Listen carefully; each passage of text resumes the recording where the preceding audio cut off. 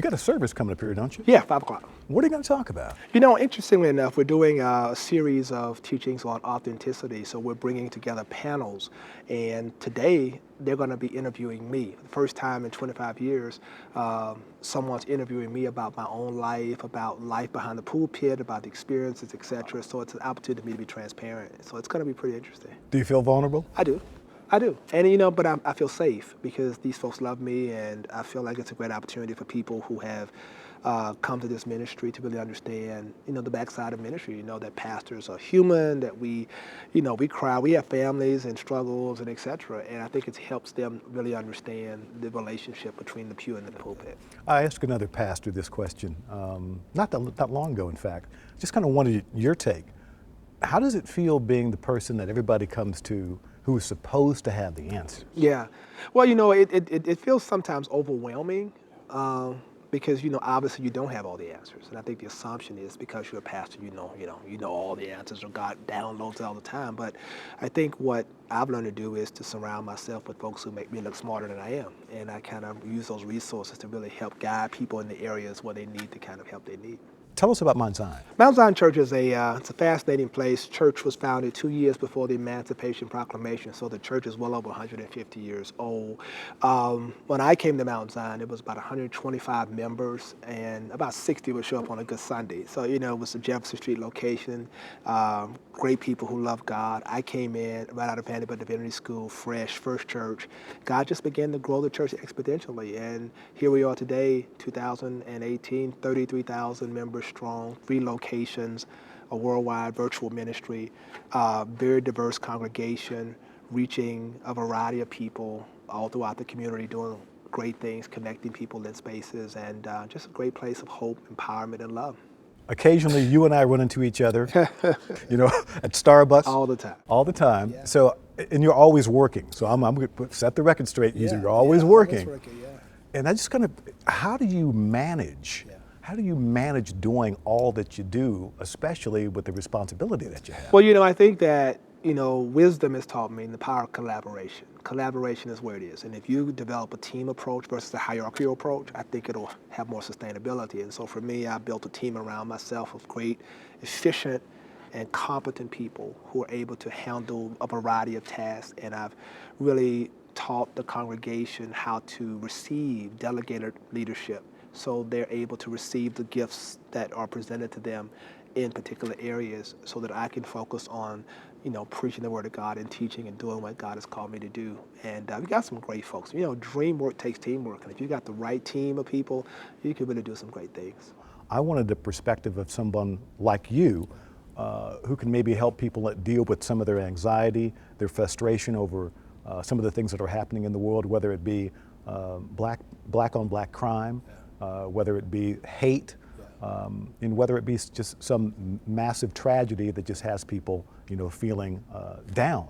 So what do you tell those folks? Well, I think it's important to tell people, you know, your feelings are absolutely normal. There's a lot of traumatic experiences that people are having to download, you know, on the news everywhere you turn on. It's a killing here, something happening politically here, you know, you got a hurricane coming here. It's just, you know, you're just always dealing with, you know, bad news, bad news, bad news. But I think it's important to understand that the spirit of goodwill is what I believe should transcend it all. And we ask ourselves questions: what can we do to make a difference, to change that narrative?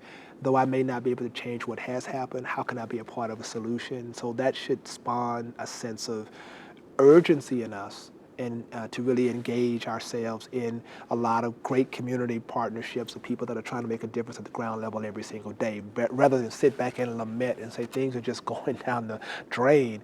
Who's doing the work out here? What organizations need help to really help curtail some of this? And though I may not be able to be at the ground level, how can I support them in the work that they do? So that's kind of an opportunity to shift one's focus from being disillusioned and even depressed by it, and seeing it as an opportunity to be awakened for positive change.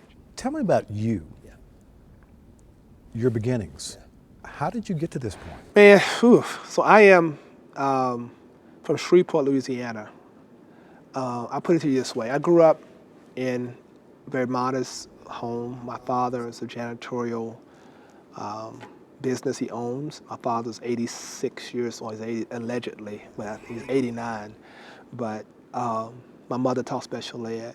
I grew up working with my dad in the summers, cleaning windows and buffing floors.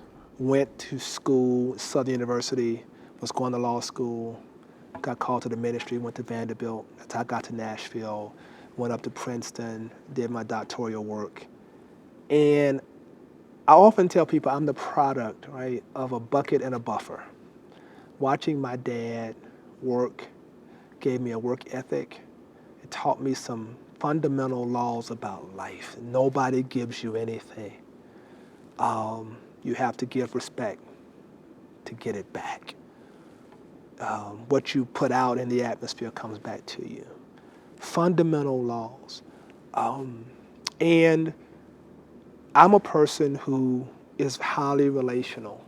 The myth of megachurch is that you can't get to the pastor. We speak all the time in Starbucks. I don't have people around me protecting me. I'm just a normal person because I come from humble beginnings, and I never would allow any of this to ever change that. I don't want to be guilty of cosmic plagiarism. All that is of God through me, and I am only a servant in this community, and I want to walk among God's people and see God's people blessed. And that's my heart. I'm a family man. I have a beautiful wife, 2 beautiful children, Joseph, who is 7 months old, the fourth, my namesake, and a beautiful daughter, Giovanni, who's a first grader, man, and she's just as energetic and what first graders are. And I just love that. I love going to the games, Friday night lights with her, and I love, taking her to her first concerts. I love going out to South Nashville, to Jenny's, ice cream with the family, and sitting out and just enjoying the beautiful city of Nashville. I mean, I'm just that kind of guy. You still have to take the trash out? I still do. I take the trash out. I pick up the food. I cook breakfast. I do it all. I mean, just a normal guy, and I think I enjoy being that.